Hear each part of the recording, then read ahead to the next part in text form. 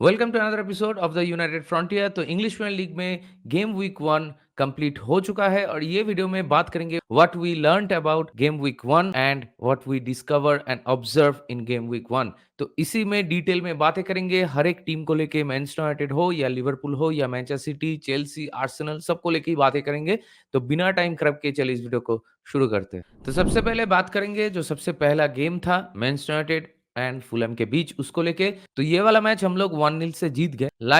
Last year भी पहला वाला मैच जो हम लोग खेले थे उल्स के साथ, वो मैच भी हम लोग 1-0 स्कोर लाइन से ही जीते थे। लेकिन बिटवीन दैट मैच एंड ये मैच, ये दोनों मैच के अंदर बहुत सारे डिफरेंसेस है जो प्रोमिनेंट है इस ईयर पे। देखिए लास्ट ईयर में वो मैच, मतलब हम लोग कह सकते हैं कि बहुत सारे ऐसे सिचुएशंस था उस मैच में जहां पे हम लोग को लग रहा था कि उल्स कभी भी स्कोर कर सकता है।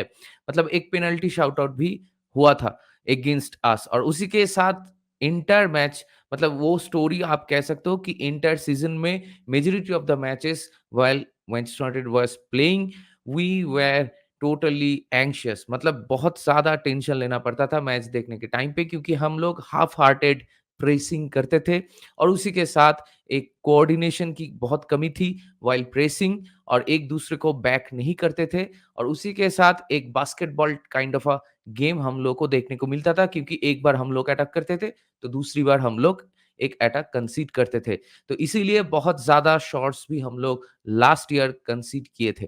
लेकिन ये मैच में वो सारे चीज हम लोग को देखने को नहीं मिला। ये मैच का स्कोर लाइन भले ही 1-0 हो, लेकिन लास्ट ईयर वाला वुल्व्स का जो गेम था उससे बहुत ही अलग हुआ है, क्योंकि ये वाले मैच में अगर पहले की 10-15 मिनट आप हटा दो जहां पे फुलहैम के पास थोड़ा ज्यादा टाइम बॉल पोजीशन था और थोड़ा मैच शार्प भी वो लोग लग रहे थे, लेकिन जैसे जैसे मैच प्रोग्रेस हुआ वैसे वैसे हम लोगों का शार्पनेस धीरे धीरे बेहतर होता गया।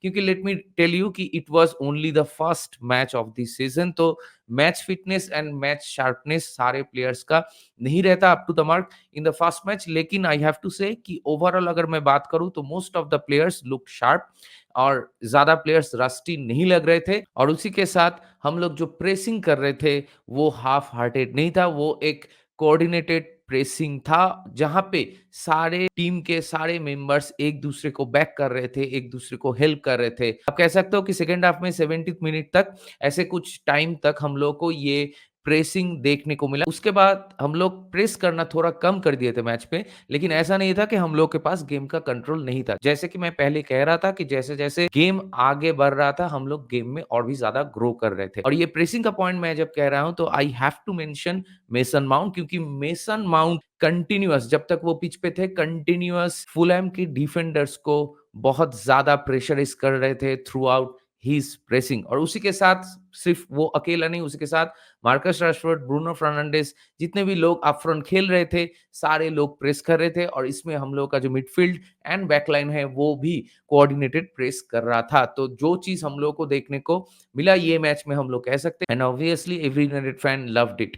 और दूसरी तरफ अगर प्लेयर्स की बात करें तो देखिए कैसेमीरो को देख के बहुत अच्छा लगा। मैं अगर मेरा पर्सनल ओपिनियन दूं तो मेरा मैन ऑफ द मैच तो कैसेमीरो ही है, क्योंकि पहले की 10 मिनट अगर हटा दे उसके बाद कैसेमीरो का जो गेम प्रोग्रेशन था, और उसको, मतलब उसका फिजिक देख के भी लग रहा है कि उसने कुछ वेट लॉस किया हो, इसलिए he is looking more fitter. हम लोग को पता है कि कंटिन्यूअस एक बॉक्स टू बॉक्स टैंक की तरह उसके पास अभी वो लेग्स नहीं है, लेकिन फिर भी बॉक्स टू बॉक्स टैंक की तरह वो परफॉर्म किया ये मैच में। और उसी के साथ जो लगातार डायगोनल पासेस वो दे रहा था, थ्रू बॉल वो दे रहा था, उसके साथ जो टर्न लेके फर्स्ट टाइम वो ब्रेक थ्रू पासेस जो आगे प्रोवाइड कर रहा था, एक फास्ट ट्रांजिशन में हम लोग को हेल्प कर रहा था हमेशा काउंटर अटैकिंग स्टाइल पे। तो ये चीज कैसेमीरो इंटायर मैच में आई कैन से कि बहुत अच्छी तरीके से एग्जीक्यूट कर रहा था, और उसी के साथ उसको प्रॉपर सपोर्ट भी मिल रहा था। और अगर कोई प्लेयर को देख के मैं कहूं कि ये प्लेयर को देख के मुझे बहुत एक्साइटिंग लग रहा था,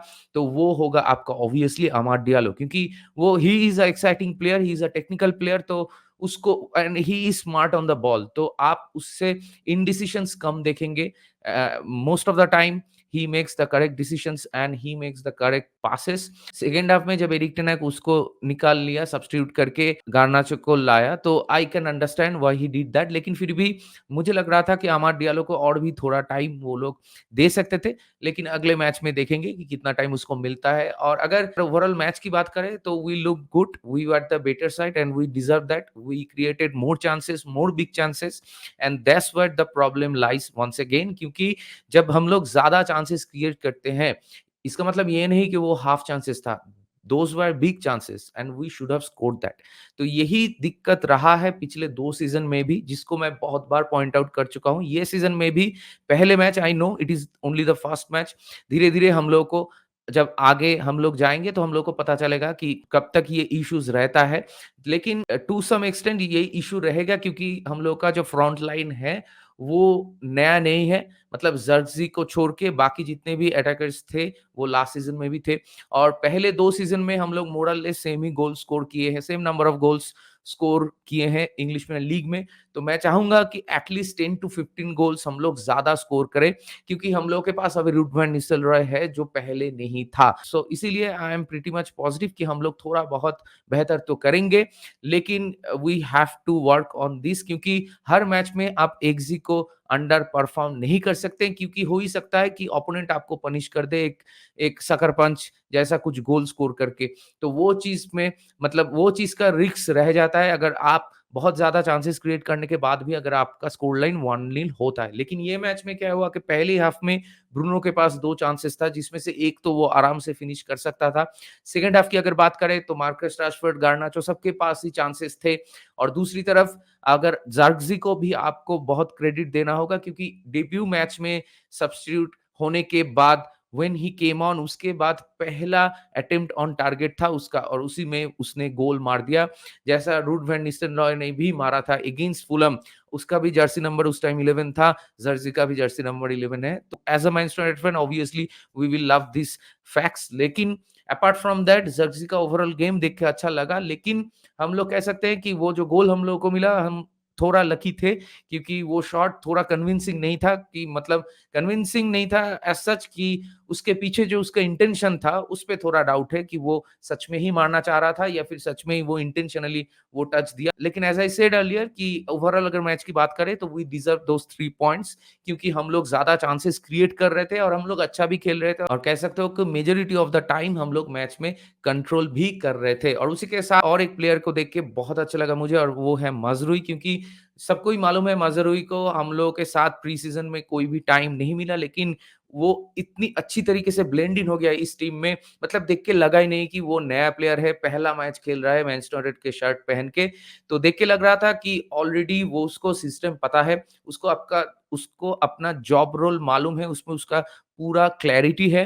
तो इसीलिए he was able to do those stuffs, और जो पैसा देके हम लोग उसको लाए हैं, तो क्लियरली दिख गया कि एरन वन-बिसाका और मैज़रूई के अंदर कैसे-कैसे डिफरेंसेस है। मुझे मालूम है कि 1 टू 1 सिचुएशन में Aaron Wan Bissaka was a beast while defending, लेकिन उसको छोड़ के उसका और कोई ट्रेड्स नहीं है, जो एरिक टेन हैग के ये सिस्टम में या फिर जो फुटबॉल हम लोग खेलना चाहते हैं, उस पे हम लोग को हेल्प करे। माज़रूई को आप देखिए, वो बंदा अच्छा डिफेंड कर रहा है, वो बंदा भर-भर के डुएल्स जीता, वो बंदा अच्छा टैकल कर रहा था, उसके साथ पासेस दे रहा था, उसके साथ उसका फुटबॉलिंग आईक्यू भी अच्छा है, और उसके साथ वो जब आगे जाता है तब भी वो सही पासेस करता है, और उसका एरियल थ्रेट भी अच्छा है। और उसका आप नहीं देखोगे कि सेकंड पोस्ट में जब कॉर्नर या सेट पीसेस आता था, तो वन-बिसाका बहुत बार ऐसा हुआ है कि सेकंड पोस्ट में उसने अपना मार्किंग लूज़ कर दिया। लेकिन माज़रूई एक बार भी ऐसा कुछ गलतियाँ नहीं करता। तो देखिए, एक मैच के बेसिस में तो हम लोग एकदम से जजमेंट नहीं कर सकते। Obviously we need to give him some time, and एक सीजन अगर खत्म होता है तो उसके बाद हम लोग को मालूम होगा एंड में जाके एक्चुअली में कितना डिफरेंस मेक किया, वो पता चलेगा। लेकिन as a debutant I will say कि he was the best player out there, और उसी के साथ ज़र्क्ज़ी भी बहुत अच्छा था, कैसेमीरो बहुत अच्छा था, ब्रूनो भी अच्छा था, और आपका गर्नाचो भी बहुत अच्छा था। हाँ, उसने भले ही वो गोल मिस किया हो, लेकिन जैसे कि हम लोग सब लोगों को मालूम है कि वो अपना जो गोल स्कोरिंग एबिलिटी है उसको बेहतर करने में ऑलरेडी काम कर रहा है।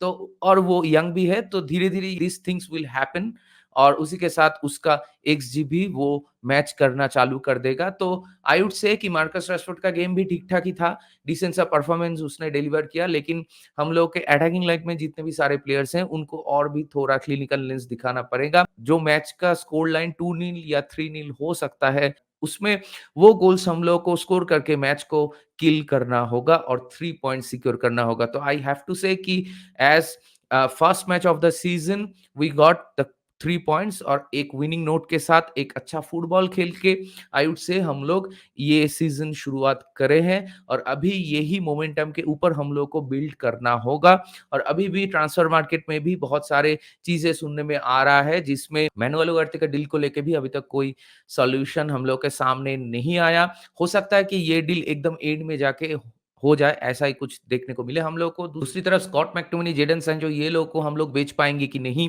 वो भी देखने वाली बात होगी क्योंकि बहुत जगह से ऐसे रिपोर्ट्स आ रहे हैं कि Fulham is going for third bid, Napoli going for McTominay. तो ऐसे बहुत सारे चीज़ें हम लोग को सुनने को मिल रहा है, लेकिन क्रेडिबल सोर्स से कम ही अभी तक कोई नया अपडेट आया है। जितने भी सारे अपडेट्स था, वो एक ही न्यूज़ को बार-बार रिसाइकिल करके वो लोग कह रहे हैं। तो इसीलिए मैनुएल उगार्ते पुश कर रहा है मैनचेस्टर यूनाइटेड के लिए और वो ट्रेनिंग भी मतलब अटेंड नहीं कर रहा है। तो ऐसा अगर कोई प्लेयर करता है तो जनरली वो प्लेयर नहीं रहता उस क्लब में और जैसा कि हम लोग को मालूम है कि कोई दूसरे क्लब नहीं है रेस में और उगार्ते भी ये चीज़ क्लियर कर दिया है कि अगर वो जाना जाएगा तो मैनचेस्टर यूनाइटेड में ही जाएगा। तो ये चीज़ देख के मुझे बहुत अच्छा लगा कि देखिए आप डिलीट मज़राओई ये सारे प्लेयर्स, आप ज़र्कज़ी ये सारे प्लेयर्स को मैनचेस्टर यूनाइटेड जब अप्रोच किया, अपना जो प्रोजेक्ट है उसको इन प्लेयर्स के सामने प्रेज़ेंट किया। उसके बाद ये players are interested to play for Manchester United at any cost. तो ये चीज़, ये डेडिकेशन, ये कमिटमेंट पहले से ही अगर ये प्लेयर्स में रहता है कि they want to fight for this batch, तो obviously they will try to perform their level best. तो ये चीज़ देख के बहुत अच्छा लगा। बहुत दिन बाद हम लोग ऐसे प्लेयर्स के पीछे जा रहे हैं जो क्लब के लिए खेलना चाह रहे हैं, पैसों के लिए नहीं। हाँ, ऑब्वियसली अगर आप जॉब चेंज करते हो तो पैसा भी एक फैक्टर होता है, लेकिन काम से अगर आपका वो सैटिस्फैक्शन एंड मोहब्बत रहता है तो obviously you will do better. तो यही लॉजिक होता है, ये साइकोलॉजी होता है जो देख के मुझे बहुत पसंद आया कि बहुत दिन बाद अंडर इनियोस हम लोग ऐसे मूव कर रहे हैं। अब देखिए एरिक टेन हाग के इससे पिछले या फिर उससे पहले वाला जो ट्रांसफर विंडो था, समर ट्रांसफर विंडो, हम लोग बहुत पैसा खर्च कर चुके थे और उसके साथ जितने भी सारे प्लेयर्स हम लोग खरीदे, उसमें मेजॉरिटी ऑफ द प्लेयर से ही कोई प्रोडक्टिविटी या फिर आउटपुट अभी तक हम लोगों को देखने को नहीं मिला। तो इसीलिए ये ट्रांसफर विंडो में हम लोग स्मार्ट बिज़नेस कर रहे हैं और जो भी प्लेयर्स हम लोग ला रहे हैं और जिनको हम लोग देख लिया मैनचेस्टर यूनाइटेड के पहले ही मैच में, डिलीट, मज़रूई, ज़र्कज़ी, तो ये सारे प्लेयर्स बहुत ही अच्छे थे। तो देखते हैं आगे जाके हम लोग क्या करते हैं और कितने ज़्यादा साइनिंग्स हो सकता है और कितना ज़्यादा आउटगोइंग्स हो सकता है फ्रॉम मैनचेस्टर यूनाइटेड और उसी के साथ हम लोग अभी ये मोमेंटम के ऊपर हम लोग को बिल्ड करना होगा। लेट्स नॉट फॉरगेट कि लिवरपूल के साथ हम लोग का एक मैच बहुत ही जल्दी होने वाला है, तो उससे पहले आई वुड से कि हम लोग ट्रांसफर विंडो में अपना सारा जो एक्टिविटी है उसको रैप अप कर लेंगे और उसी के साथ हम लोग का जो अटैकिंग प्लेयर्स हैं उनके साथ हम लोग प्रॉपर्ली वर्क करेंगे ताकि हम लोग और थोड़ा क्लिनिकलनेस या कंपोज़र या फिर कामनेस या फिर सही डिसीजन मेकिंग कर पाए in front of the goal. तो एट द एंड ओवरऑल जैसे कि मैं कहा it was a very, very good match considering the first match of the season और उसी के साथ चलिए अभी आगे बढ़ते हैं, दूसरे मैचेस को लेके बात करते हैं। बहुत टाइम तक मैनचेस्टर यूनाइटेड को लेके ही बात कर लिया। तो अभी अगर बात करें आर्सेनल और वुल्व्स की, तो आर्सेनल की तरफ से भी आई वुड से कि ये बहुत ही एक स्ट्रॉन्ग परफॉर्मेंस था। आर्सेनल ने ही इंटर मैच कंट्रोल कर रहा था। इंटर मैच में एक ही ऐसा एक चांस मिला था वुल्व्स को जहाँ पे वो लोग गोल स्कोर कर सकते थे, लेकिन उसमें भी डेविड राया ने did enough to keep the clean sheet and I must say it was a very good save. Kai Havertz बहुत अच्छे लगे, डिक्लन राइस अच्छा लगा, साका वाज़ ब्रिलियंट, उसी के साथ ओडेगार्ड वाज़ ब्रिलियंट। तो आप अगर कहें ज़िंचेंको और जितने भी डिफेंडर्स थे, वो लोग भी बहुत अच्छा थे, बेन व्हाइट बहुत अच्छे थे। सलीबा ने एक बार एक गलती कर दिया था, लेकिन फिर भी आई मस्ट से कि उसके पास उतना ज़्यादा मौके नहीं था इंटर मैच में और पूरा ही मैच आर्सेनल ही कंट्रोल कर रहा था। जो 2-0 स्कोर लाइन है, ये सीज़न का पहला मैच है, तो ऑब्वियसली कुछ-कुछ प्लेयर्स के पास वो मैच शार्पनेस नहीं था। अगर वो होता तो शायद ये मैच का स्कोर 3-0 या 4-0 ऐसा कुछ होता, जो कि आगे जाके हम लोगों को ऑब्वियसली देखने को मिलेगा फ्रॉम आर्सेनल। वैसे it was a very comfortable victory for Arsenal.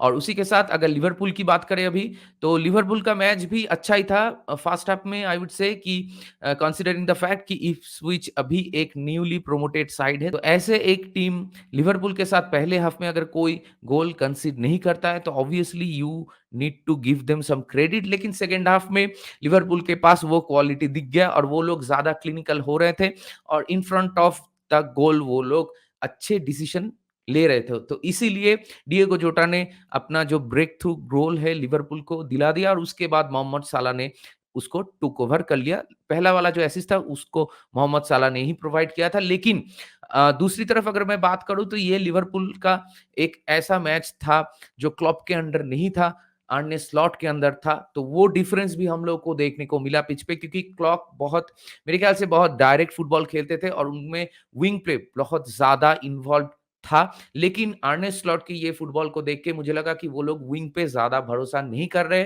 क्योंकि वो लोग ज़्यादा कॉम्पैक्ट एंड ज़्यादा कंटेन होके आगे जा रहे हैं और उसी के साथ थ्रू द मिडल ज़्यादा पासिंग वो लोग कर रहे हैं इंस्टेड ऑफ विंग प्ले। तो अभी यही देखने वाली बात होगी कि देखिए ये तो एक न्यूली प्रोमोटेड साइड था इप्सविच, तो इसके साथ तो लिवरपूल कुछ ना कुछ करके ऑब्वियसली रिजल्ट निकाल ही लेते, क्योंकि लिवरपूल के पास वो क्वालिटी है, वो प्लेयर हैं। क्योंकि आप देखिए मोहम्मद सलाह अभी एक रिकॉर्ड कर चुके हैं कि पहले दिन में स्कोर करके ही became the only Premier League player who scored 9 times on opening matches, surpassing the records of Lampard, Rooney and Alan Shearer. तो आपको दिखाता है कि इनके पास वो एक्सपीरियंस है, वो क्वालिटी है, तो इसीलिए वो लोग कभी भी ये सारी चीज़ें पुल ऑफ कर सकते हैं। लेकिन दूसरी तरफ ये चीज़ को भी ध्यान में रखना होगा कि कोई भी अगर स्टैंडर्ड टीम होता है लाइक टॉप 6 टीम्स, तो उनके साथ लिवरपूल कैसे कौन से अप्रोच में खेलेंगे, वो अभी देखने वाली बात होगी। That will be very much interesting to see कि how much they will rely on wing play और प्ले थ्रू द मिडल, या फिर उनका शेप वो लोग ऐसा ही मेंटेन करते हैं या फिर और भी ज़्यादा डायरेक्ट अप्रोच हम लोग को देखने को मिलेगा।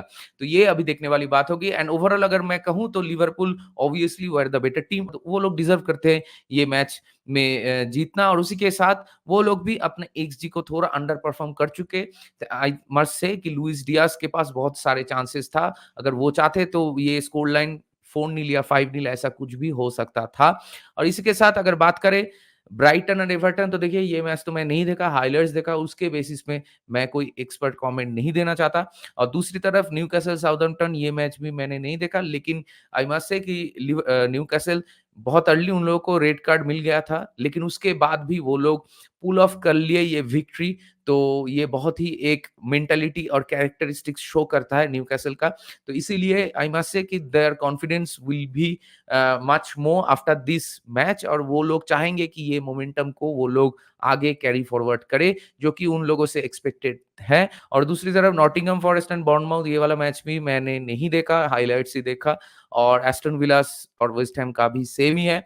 तो मैं मेरा प्रेडिक्शन वाला वीडियो में ये चीज़ कहा था कि नॉटिंघम फॉरेस्ट और बॉर्नमाउथ का गेम शायद ड्रॉ हो जाए, तो वो चीज़ हो गया। और दूसरी तरफ मुझे लग रहा था कि एस्टन विला शायद ड्रॉ करे या फिर जीत जाए, तो वही हम लोग को देखने को मिला, क्योंकि मुझे लोपेटेगी के ऊपर उतना ज़्यादा भरोसा नहीं है। और दूसरी तरफ ये सीज़न का पहला मैच है, तो obviously he will need some time to settle in. और दूसरी तरफ अगर बात करें क्रिस्टल पैलेस एंड ब्रेंटफोर्ड, तो मैं मेरा प्रेडिक्शन वाला वीडियो में ये कहा था कि मुझे लगता है कि क्रिस्टल पैलेस ये मैच जीत जाएँगे, लेकिन ब्रेंटफोर्ड के होम मैच में ब्रेंटफोर्ड को हराना थोड़ा मुश्किल है और वही चीज़ एट द एंड हम लोग को देखने को मिला ये मैच में। एंड आई मस्ट से कि ये मैच कोई भी जीत सकता था, लेकिन eight the end of the day Brentford ने एक रिजल्ट ग्राइंड कर लिया। और दूसरी तरफ चेल्सी मैनचेस्टर सिटी की अगर अभी बात करें, तो देखिए चेल्सी मैनचेस्टर सिटी एक इवन गेम था, ऐसा नहीं था कि स्कोर लाइन जो 2-0 दिख रहा है मतलब एंटायर मैच में वही स्टोरी था कि मैनचेस्टर सिटी ने मैच डोमिनेट किया।